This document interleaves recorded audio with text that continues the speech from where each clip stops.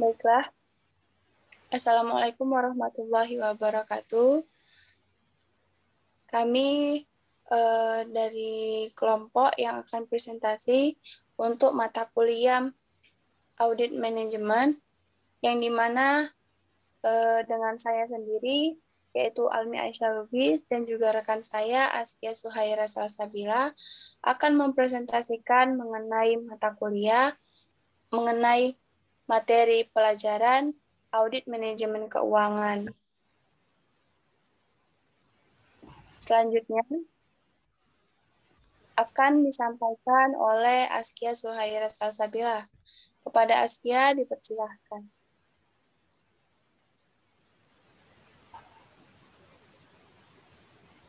Nah, jadi di sini ada fungsi keuangan. Kita dapat mengklasifikasikan fungsi atau keputusan keuangan ke dalam 4 kelompok besar, yaitu yang pertama keputusan investasi atau bauran aset jangka panjang. Yang kedua ada keputusan pembiayaan atau bauran struktur modal.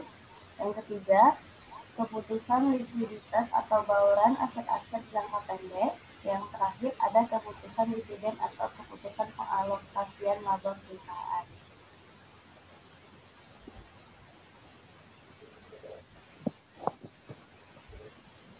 Nah, kalau bisa dilihat juga untuk yang nomor 1 yaitu mengenai aset jangka panjang, dalam implementasinya dalam sebuah perusahaan keputusan investasi tersebut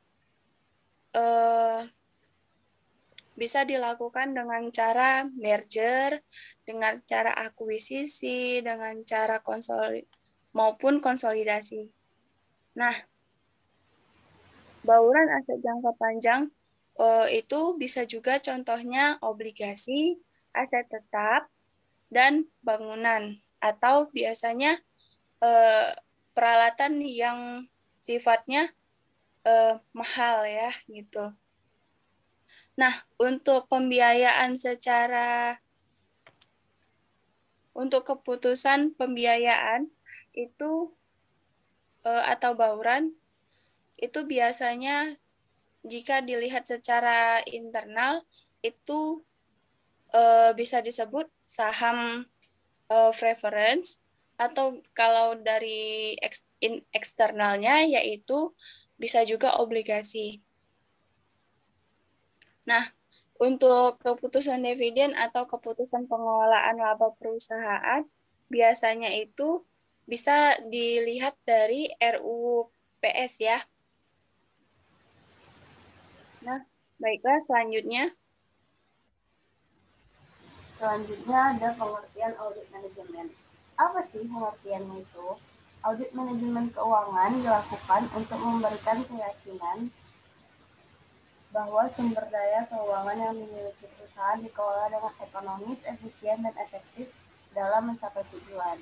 Nah, jadi audit manajemen itu adalah analisis penilaian yang dilakukan secara sistematik, periodik, dan terdokumentasi terhadap pengambilan keputusan serta segala kebijakan dalam pengelolaan sumber daya keuangan perusahaan.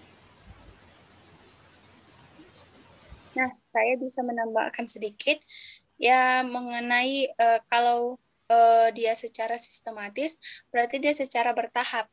Ada tahapan-tahapan yang harus diikutin, yang harus dipatuhin.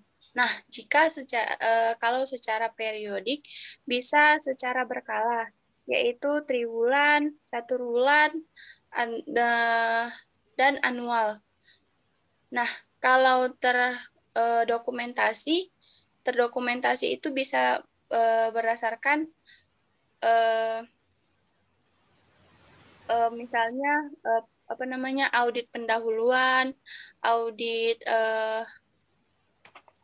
yang sebelumnya audit pendahuluan, audit lanjutan, lalu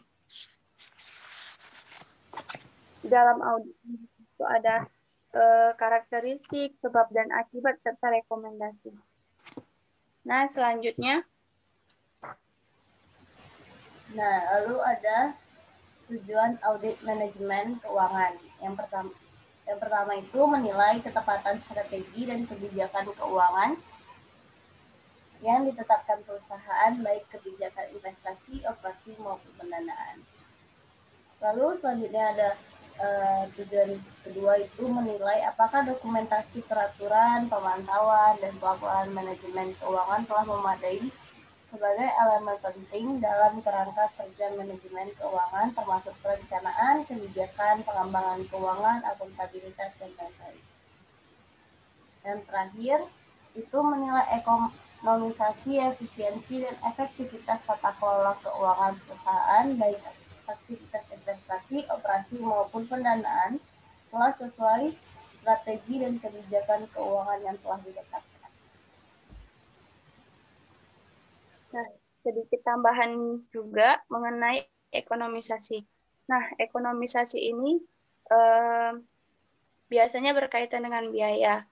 Lalu kalau efisiensi itu biasanya berkaitan dengan proses. Lalu kalau efisien kalau efektivitas itu berkaitan dengan outputnya. Baik, bisa dilanjut. Jadi, kalau misalnya ekonomisasi semakin yang baik itu seperti apa? Yaitu semakin kecil semakin baik. Kalau efisiensi semakin besar semakin baik. Kalau efektivitas sama ya, semakin besar semakin baik. Yang berbeda adalah ekonomisasi. Baik, bisa dilanjut. Oke. Nah, selanjutnya ada manfaat audit manajemen keuangan.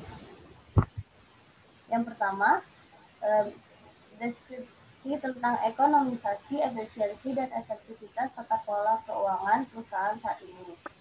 Jadi maksudnya audit manajemen keuangan itu mendeskripsikan tentang ekonomisasi, efisiensi, dan efektivitas tata kelola keuangan yang terjadi di perusahaan. Yang kedua, kekurangan-kekurangan yang masih memerlukan perbaikan dalam tata kelola keuangan perusahaan. Jadi manfaat audit manajemen juga kita yang pemilik perusahaan jadi mengetahui apa aja kekurangan yang masih perlu diperbaiki dalam tata kelola keuangan tersebut. Yang ketiga, diperolehnya umpan balik untuk pencegahan terjadinya kerugian karena kurang baiknya tata kelola keuangan perusahaan.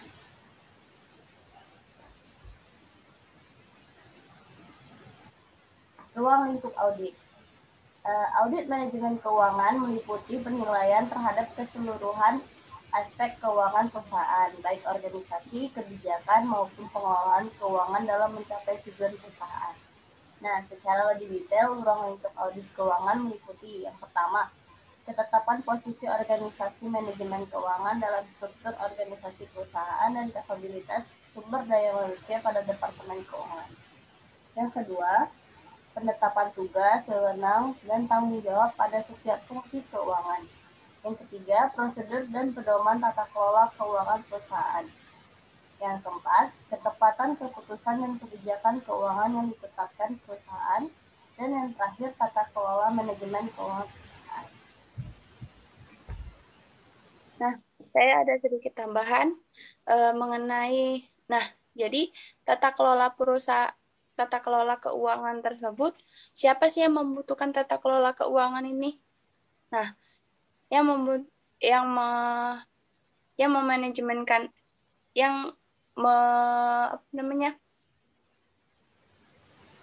Yang menangani tentang tata kelola keuangan ini ditangani oleh direktur keuangan yang membutuhkannya. Nah, jadi eh, sesuai dengan apa yang terletak dalam rapat RUPS.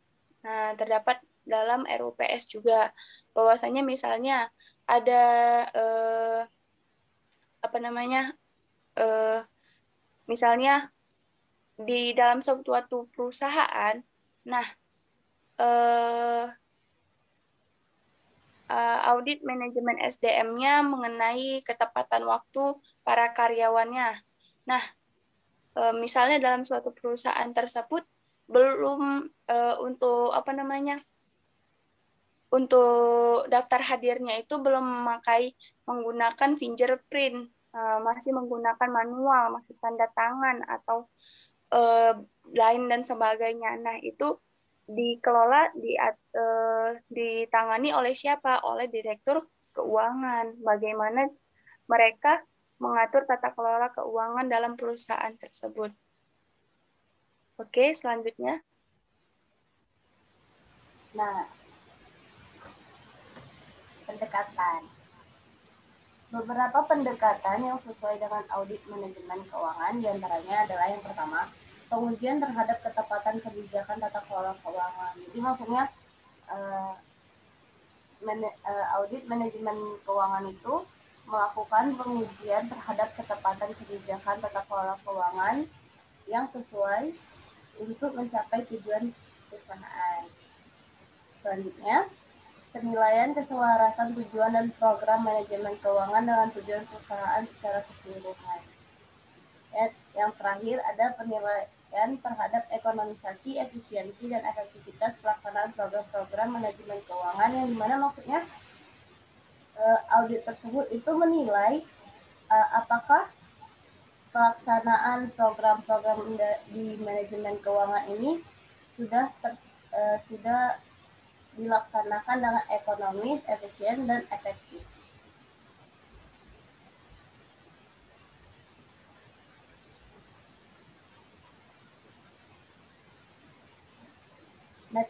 Metodologi.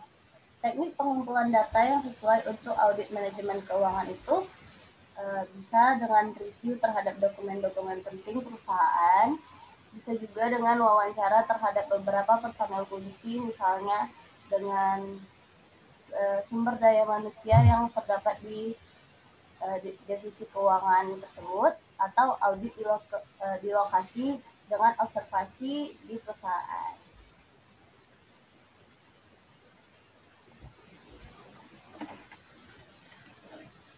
Selanjutnya ada tujuan dan fungsi manajemen keuangan. Yang pertama, mendapatkan dana yang tepat dalam jumlah yang memadai. Kalau dana tidak tersedia pada saat dibutuhkan, perusahaan tidak dapat merealisasikan rencana operasi maupun investasi yang telah ditetapkan.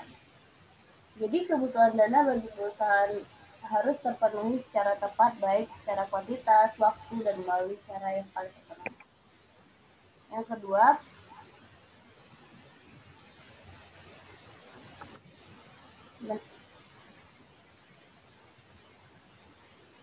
penggunaan dana dengan tepat. Penggunaan dana secara tidak tepat menyebabkan tidak maksimalnya kontribusi dana yang dimiliki karena terjadi potensi dana yang hilang. Meningkatkan profitabilitas. Karena keuntungan adalah tujuan terpenting dari seluruh aktivitas bisnis perusahaan, oleh karena itu, perusahaan harus menghindari terjadinya dana menganggur. Kalau dana dapat dimanfaatkan dengan efektif dan efisien, profitabilitasnya akan meningkat. Yang terakhir, memaksimalkan nilai perusahaan. Nilai perusahaan itu merefleksikan besarnya hak milik yang terbentuk dari akumulasi laba dan setoran pemilik kepada perusahaan. Selanjutnya yaitu mengenai audit atas keputusan investasi. Nah, ada 4 unsur penting yang harus diperhatikan dalam keputusan investasi ini, yaitu pertama, jumlah investasi bersih yang dikeluarkan oleh suatu perusahaan. Yang kedua, yaitu potensi keuntungan atau arus kas masuk operasi bersih yang diperoleh. Ketiga, yaitu periode waktu investasi untuk menghasilkan keuntungan yang dimana umur ekonomis atau umur ekonomis investasi. Keempat, yaitu pemulihan modal pada akhir umur investasi atau nilai akhir. Selanjutnya,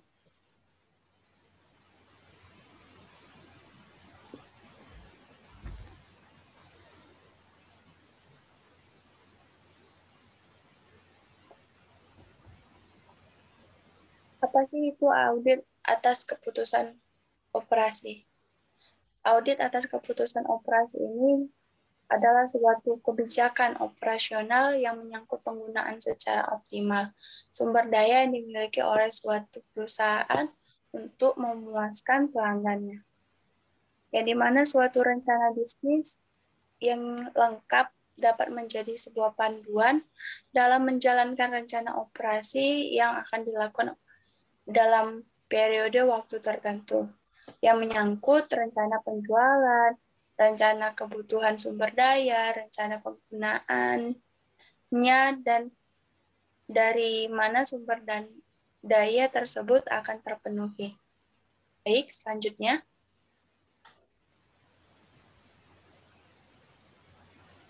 Nah, audit atas keputusan operasi ini juga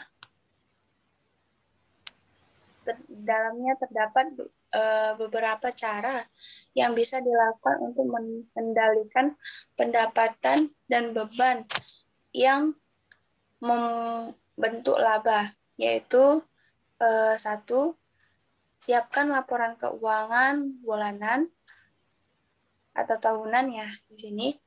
Nah, gunakan untuk menganalisis kinerja dan bandingkan bisnis dengan rata-rata industri. Nah, seperti contoh. Oke, kita searching. Misalnya kembali.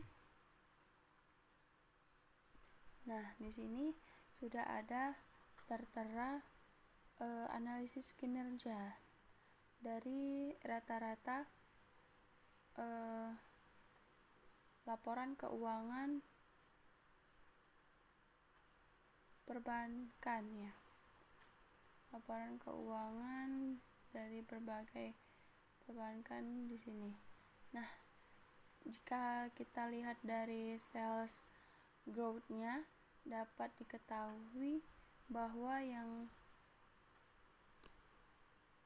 lebih baik yang mana gitu.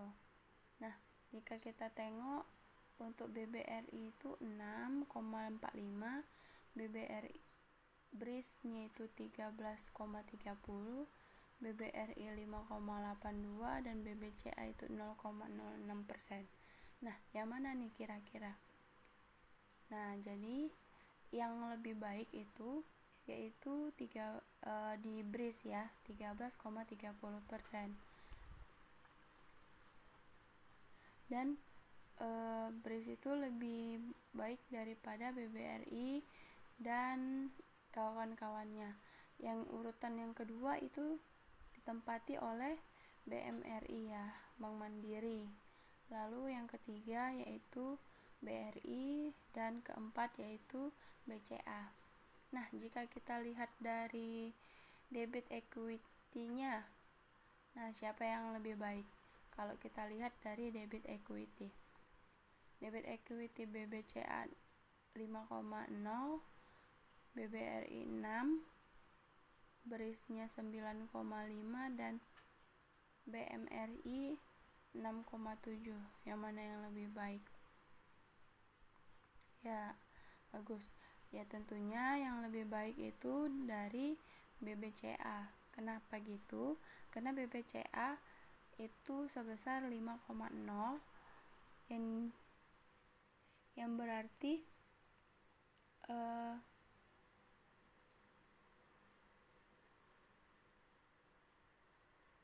paling rendah utang atau paling sedikit dibandingkan dengan bank-bank yang lainnya, bank-bank yang lainnya. Yang urutan kedua itu siapa setelah BBCA? Yaitu si BBRI, baru itu Bank Mandiri, dan yang terakhir yaitu BRIS. Nah, dari situ dapat kita ketahui berapa rata-rata dari kinerja sebuah perusahaan. Seperti itu ya. Jika ingin mencari selanjutnya juga bisa dari sini, misalnya gross profit, operating profit margin, dan lain sebagainya. Bisa dari sini mengetahui mengenai laporan keuangan yang sudah dirata-ratakan. 2. Pahami keuntungan yang bisa diperoleh dari setiap barang dan jasa yang dijual oleh suatu perusahaan. Misalnya, pada tadi kita membahas mengenai perbankan, yaitu bank ya. Misalnya bank tersebut. Apa sih keunggulan dari barang atau jasa yang dijual, yang dipasarkan oleh bank tersebut? Bagaimana, apakah diterima oleh pasar atau tidak? Seperti analisis SWOT juga ya, seperti itu. Misalnya, nah, lalu yang ketiga yaitu konsentrasi pada peningkatan penjualan yang sangat menguntungkan pada barang atau jasa. Nah, ini hampir sama sih sama nomor 2, sama aja gitu ya. Soalnya, ya bagaimana sih, apakah barang barang atau jasa yang dijual atau ditawarkan yang yang yang unggul tersebut dapat menguntungkan bagi perusahaan atau tidak gitu. Nah, baru yang keempat, jangan memberikan diskonto pada produk yang marginnya rendah. Yang kelima, jangan memberikan diskonto pada produk yang sangat menguntungkan, kecuali diskonto tersebut mendorong peningkatan penjualan dengan keuntungan minimal sama. Yang keenam yaitu identifikasi pengeluaran penting yang menjaga jalannya usaha, jangan dipotong biaya ini. Jangan dipotong biaya ini. Nah, yang ketujuh yaitu langkah-langkah review terhadap proses bisnis untuk melihat beberapa beban yang bisa dihilangkan secara penuh. Yang kedelapan yaitu review rencana penyusunan staff. Yang kesembilan yaitu pertahankan karyawan yang profesional. Ingat, penggantian karyawan itu berbiaya mahal. Karena harus mengeluarkan pertama waktu untuk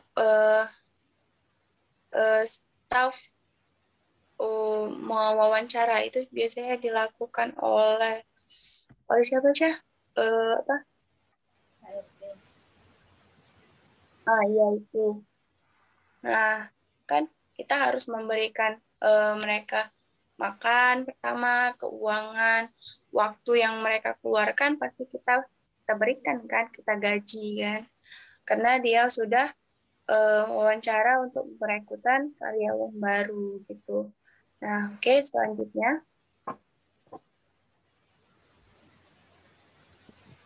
kita masuk di dalam jumlah optimal aset lancar. Nah, ada dua pertimbangan penting yang mempengaruhi penentuan jumlah aset lancar yang harus disediakan oleh perusahaan. Yaitu pertama, satu, tingkat output yang akan dicapai. Dan dua, yaitu tingkat laba atau ROI yang diharapkan dari penggunaan aset lancar tersebut. Tingkat optimal aset lancar yang paling produktif adalah ketersediaan aset lancar pada tindak minimum yang tidak mengganggu operasional perusahaan.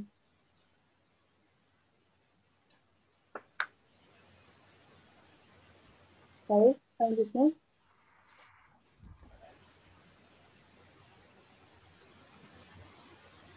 Manajemen kas. Manajemen kas menyangkut pengelolaan secara efektif dan efisien sumber-sumber dan penggunaan kas. Laporan kas harian sangat membantu manajemen mengatur pemudahan kebutuhan kas dan operasional perusahaan, dan memanfaatkan kelebihan kas jangka pendek untuk menghindari inefisiensi. Kebijakan lain yang dapat diambil dalam mengendalikan jumlah kas yang tepat antara lain yaitu pertama, siapkan rencana arus kas secara reguler. Dua, tingkatkan kas melalui penjualan, tapi bukan penjualan produk di bawah harga. Berarti perusahaan tidak boleh menjual produk yang mana tidak harga tidak mengikuti harga pasar gitu. Itu tidak bagus juga untuk keberlangsungan sebuah usaha. Nah, ketiga yaitu hanya membayar komisi penjualan pada saat penjualan sudah diterima pembayarannya. Yang keempat yaitu jangan menyembunyikan permasalahan dari bank, sampaikan lebih awal di perusahaan membutuhkan tambahan dana atau mengalami masalah arus kas. Tuh. Nah, jadi jika ada masalah dalam arus kas sebuah perusahaan, jangan disembunyikan karena nanti juga akan ketahuan oleh pihak auditor yang akan mengaudit perusahaan tersebut.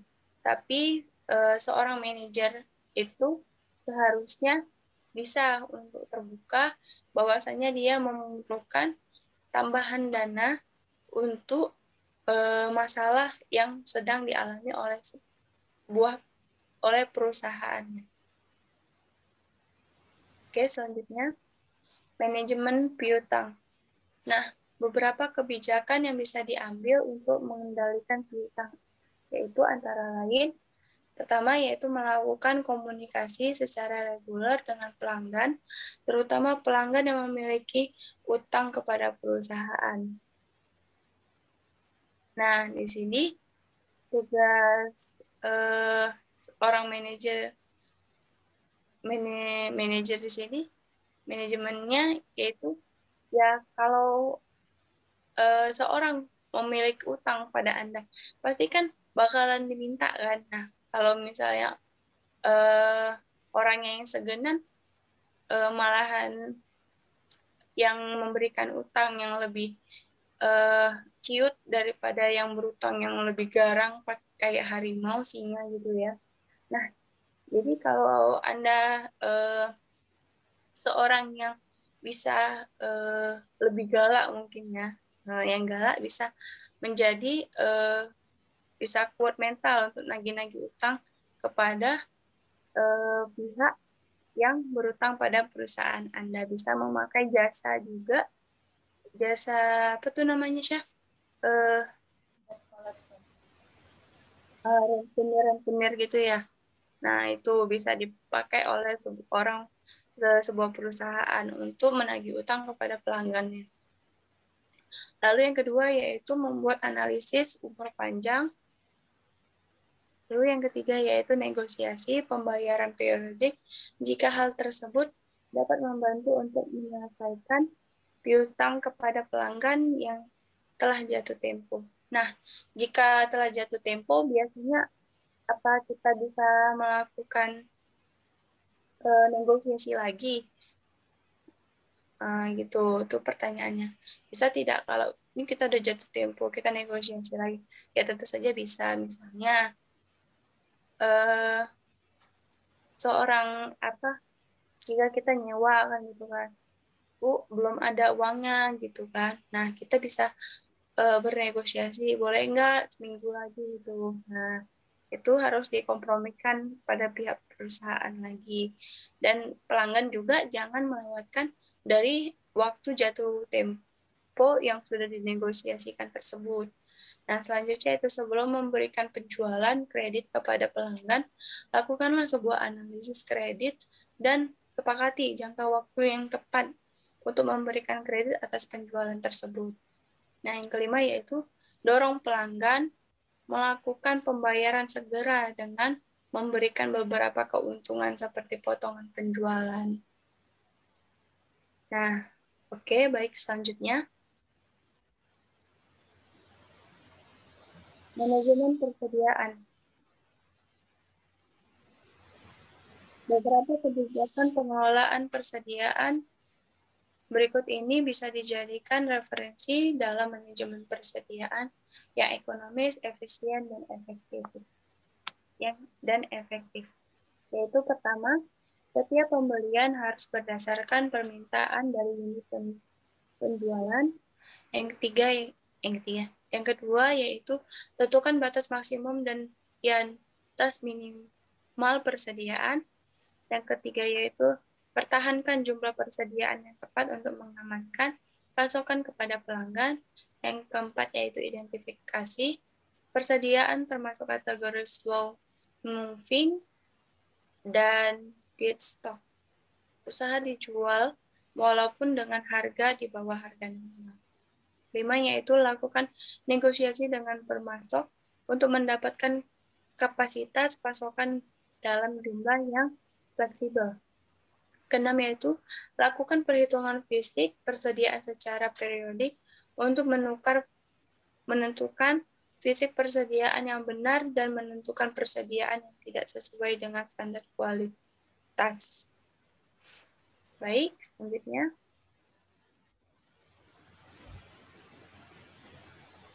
Audit atas keputusan pendanaan.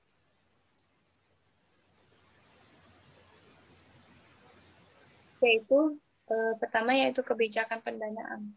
Kebijakan pendanaan ini berkaitan dengan pemilihan sumber pendanaan yang paling ekonomis. Seperti biaya modal paling kecil dari berbagai alternatif yang ada untuk memenuhi kebutuhan dana bagi sebuah perusahaan, baik untuk aktivitas operasi maupun investasi. Yang kedua yaitu kebutuhan dana. Kebutuhan dana bagi perusahaan sangatlah penting. Kebutuhan dana tersebut dikelompokkan menjadi dua, yaitu kebutuhan dana jangka pendek dan kebutuhan dana jangka panjang. Kebutuhan dana jangka pendek itu yaitu modal kerja perusahaan, dan jangka panjang itu investasi, ini mana untuk pengembangan perusahaan. Selanjutnya,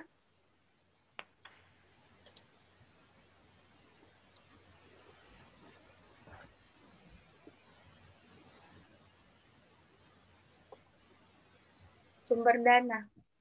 Sumber dana itu dapat dikelompokkan menjadi dua, sesuai dengan tujuan penggunaannya, yaitu sumber dana jangka pendek dan sumber dana jangka panjang. Sumber dana jangka pendek dan dapat berupa utang usaha dari pemasok, utang wesel, pinjaman bank jangka pendek, dan lain-lain. Sementara sumber dana jangka panjang meliputi utang jangka panjang, saham preferen, saham biasa, leasing, pinjaman, bank jangka panjang, dan lain-lain. Pertimbangan yang selanjutnya yaitu pertimbangan dalam memilih sumber daya.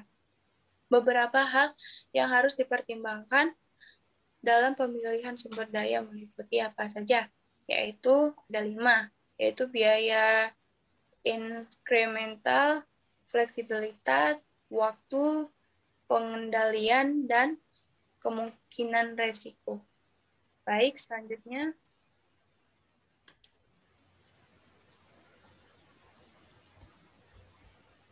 Audit atas kebijakan dividen. Sebuah perusahaan harus mempertimbangkan beberapa hal dalam pengambilan keputusan yang berkaitan dengan bagian dividen kepada pemegang sahamnya. Hal tersebut antara lain yaitu dapat dilihat dari tingkat likuiditas saham, lalu rencana ekspansi, serta ketentuan-ketentuan yang membatasi pembagian dividen.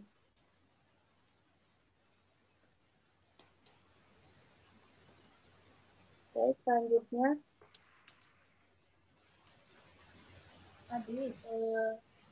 cukup sekian hasil dari diskusi yang bisa kelompok kami paparkan. Terima kasih atas perhatiannya yang sudah berpartisipasi serta menonton video kami pada hari ini.